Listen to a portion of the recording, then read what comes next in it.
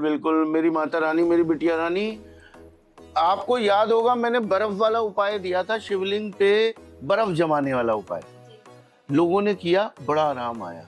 अब जैसे नए मेरे प्यारे भाई बहन और प्रिय प्रिय बुजुर्ग अगर ये उपाय सुन रहे हैं तो मैं दोबारा से एक बारी ये वाला और मैंने जो आविष्कार किया है एक और उपाय वो भी मैं बताना चाहूंगा, क्योंकि मैं उपाय स्पेशलिस्ट हूँ।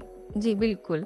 और क्योंकि मैं नए नए चीजों को ज्ञान, नया नया ज्ञान, नए नए उपाय बनाता रहता हूँ और उनका फैक्ट भी बहुत जबरदस्त है, इसीलिए मुझे जन्मपत्री एक्सपर्ट कहा जाता है और उपाय स्पेशलिस्ट कहा जाता है। बिल्कुल जी। अब क्या है, पहले मैंने बताया था बर्फ घर में जमानी है, गर्मियां आने वाली है, भोले बाबा के ऊपर जाके बर्फ चढ़ाओ। मैं कह रहा हूँ 43 दिन या 12 दिन भी ये कर लिया या एक हफ्ता भी ये कर लिया, बर्फ जमा के मैं कहता हूँ घर में जाके अगर भोले बाबा पे चढ़ा दी तो चमत्कार को नमस्कार है। क्या मतलब किस चीज को अच्छा करता है? पैसा, सुख, शांति, मैं कहता हूँ हर चीज बरसेगी ऐसे इंसान के ऊपर। अच्छा, करके देखे, मैं कहता हूँ करके देखे, ऐसा मन शांत हो जाएगा। हाँ। और पैसा तो भोले बाबा देंगे ही देंगे। जब भोले बाबा के ऊपर गर्मियों में बर्फ डाली जाएगी, उनके गर्म शरीर को आराम मिलेगा, तो सोचिए आपको जीवन में पैसा, समृद्धि, सुख, शांति सब आपके पास आएगा। बिल्कुल। क्या बात। अब मैंने एक नील का उपाय बताया था जी, मैंने बताया था, याद होगा आपको? मुझे याद है। नील का उपाय बताया था, फिर सब नील के पीछे पड़ गए थे। जी जी। सब पॉडकास्ट में नील नील नील का उपाय बताया गया था। मैंने बताया था कि नील जो होता है उसे आप लोग क्या करें, पॉट में एक मग्गा ले लें, उसमें पानी डालें, उसमें नील डालें, घोलें और वो लगातार 6 दिन अपने टॉयलेट में बहाना है आपने और फ्लश करना है। इससे छठा घर कौन सा होता है? रोग, ऋण, शत्रु का, मतलब बीमारियां भी दूर, ऋण मतलब कर्जे दूर। कर्जे कैसे दूर होंगे? जब काम चलेगा, पैसा आएगा, है ना। रोग, ऋण, शत्रु मतलब दुश्मन, तीनों खत्म इस उपाय में। ठीक है, अब एक और उपाय मैं आपको बताने जा रहा हूँ, ऐसा उपाय सबसे बड़ा मास्टर स्ट्रोक है। अब जो मैंने एक और आजाद किया है, बिकॉज मैं जो हूँ साइंटिस्ट हूँ एस्ट्रोलॉजी में। जी। अब आपने क्या करना है, अब इन दोनों ग्रहों को मैंने क्लब किया। अब मैंने क्लब कैसे किया?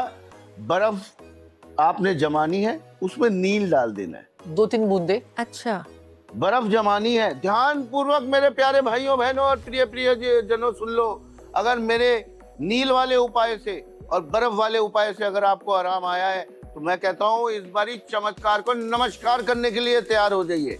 आपने 4 क्यूब लेनी है, ना 5 ना 6, ये बात मेरी बिल्कुल विशेष रूप से ध्यान रखनी है। आपने 4 क्यूब लेने के बाद चारों क्यूबों को आपने जाके जल प्रवाह कर देना है।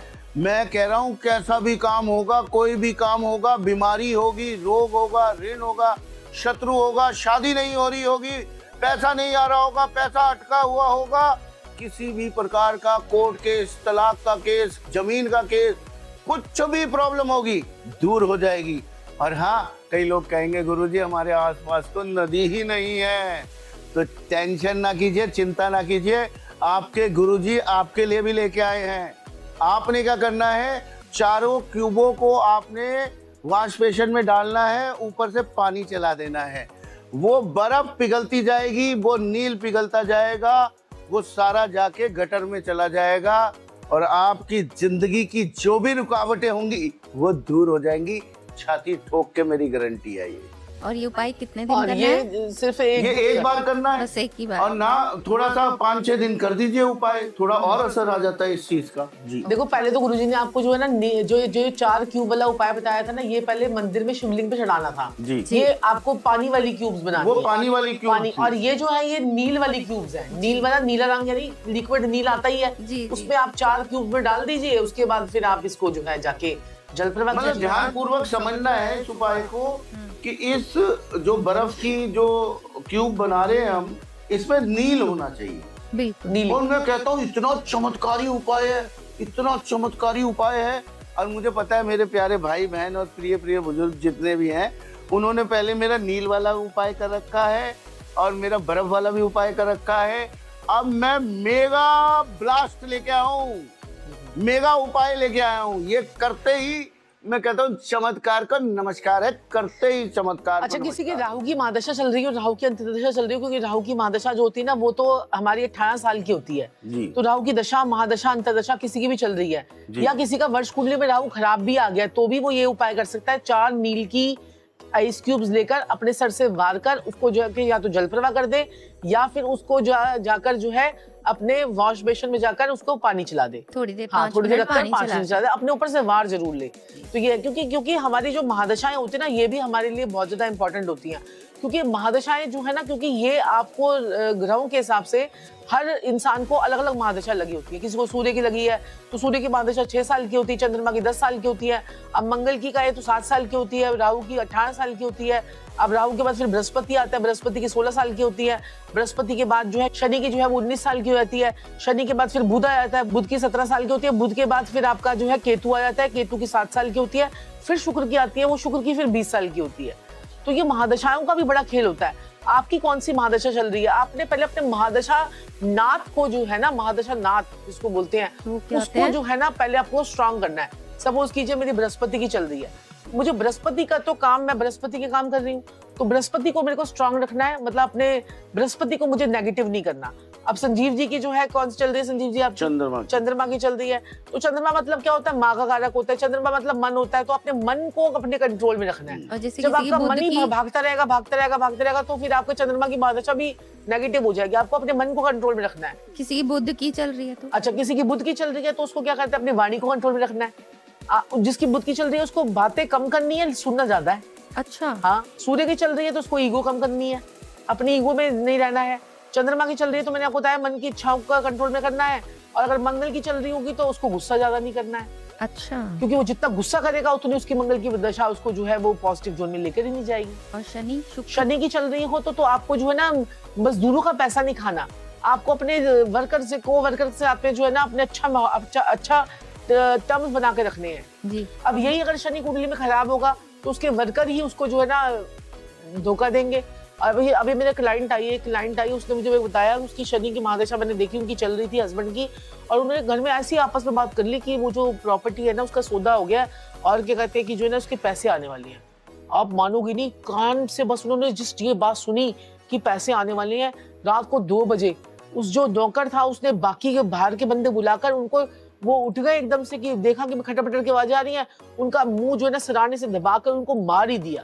अभी उन्होंने बोला था कि पैसे आने वाले हैं, अभी सौदा हो जाएगा, अभी हुआ भी नहीं था। देखो तो मतलब ये शनि, और शनि का बैठा था, उनका बैठा हुआ था शनि जो है अष्टम भाव में, रोज ड्रिंक करते थे, रोज नॉनवेज खाते थे। 8वें घर में शनि क्या कहते हैं संजीव जी? कि भाई 8वें घर में शनि कहता है अगर तूने शराब पी तो तेरे सर पे मौत की नंगी तलवार टांग दूंगा। बस, और फिर यही हुआ, रोज ड्रिंक करते थे, रोज पार्टियां करते थे। फिर उसके बाद वो, और किसने मारा? नौकर के थ्रू। शनि किसका कारक है? नौकर का थ्रू कारक है शनि। अगर आपका शनि खराब होगा ना, आपको ढंग के नौकर नहीं मिलेंगे। आपके क्या कहते हैं कि अब इसका भी उपाय होता है, नॉर्थ वेस्ट में अपने नौकर के साथ में अपनी फोटो लगा लो। अच्छा, ओके। हाँ, ये भी उपाय है। मेरे से बड़े लोग पूछते हैं कि हमारे वास्तु का उपाय है ये। हम तो जो है ना एस्ट्रोलॉजी को जो है ना हर एक एंगल से देखते हैं, उसको न्यूमरोलॉजी से भी देखते हैं, उसको क्या कहते हैं जेमिनी से भी देखते हैं, एस्ट्रोलॉजी से भी देखते हैं, ला किताब से भी देखते हैं, भृगुनंद नाड़ी से भी देखते हैं, और क्या कहते हैं कि पराशरी से भी देखते हैं, वैदिक ज्योतिष से भी देखते हैं, वास्तु से भी करते हैं। तो बहुत सारे पैटर्न है। मेरी एक बुक भी आने वाली है, तो क्या कहते हैं कि मेरी बुक भी आने वाली है जिसमें 9 ग्रह, 9 समस्याओं के मैंने 9 उपाय बताए हैं उसके अंदर। तो बहुत ही बढ़िया है, और ये सबकी हम टीचिंग भी करवाते हैं, हम लोगों को पढ़ाते भी हैं। हम लोगों को बहुत सारे एस्ट्रोलॉजर हैं जो आप देखेंगे हमारे बहुत सारे पॉडकास्टों में आ रहे हैं, वो मेरे स्टूडेंट्स भी हैं। तो हमारे स्टूडेंट्स भी पॉडकास्ट में आने लग गए हैं। हाँ, बहुत स्टूडेंट्स मेरे पॉडकास्ट में आ रहे हैं। तो उनको क्या कहते हैं कि वो जो है ना वो पूरा ज्ञान उन्होंने ले लिया अपना, हर न्यूमरोलॉजी के हिसाब से, एस्ट्रोलॉजी के हिसाब से पूरा ज्ञान ले लिया। तो बहुत सारे लोग आ रहे हैं मेरे बच्चे जो है ना। बहुत अच्छी चीज है कि आप, और जब आप पढ़ाते हो तो आपका ज्ञान ही बढ़ता है। बिल्कुल, तो ज्ञान आपका बढ़ता है। हम कभी भी ज्ञान को छुपाते नहीं है। जो लोग ज्ञान को छुपाते हैं ना उनका बृहस्पति खराब हो जाता है। अब मैं आपको पॉडकास्ट में बोल के चली जाऊं, 21 मार्च को कुछ होने वाला है। 21 मैं अपने ऑफिस के स्टाफ को बता देती हूँ कि ऐसे ऐसे कुछ होगा। तो कहते हैं कि क्यों, अब लोग होंगे कहेंगे 21 मार्च को, अब आप ढूंढते रहो 21 मार्च को क्या होगा। तो बता देती हूँ भाई ये प्रॉब्लम है, ये है, ऐसे कॉम्बिनेशन बनेंगे, अब ये होगा। जी तो वो कॉम्बिनेशन भी तो बताने आने चाहिए ना। बिल्कुल, तभी मैंने ये सोचा कि ग्रहों पे आपसे के साथ करते हैं, सो दैट जो हमारे व्यूअर्स हैं वो फायदा उठा पाए। गुरु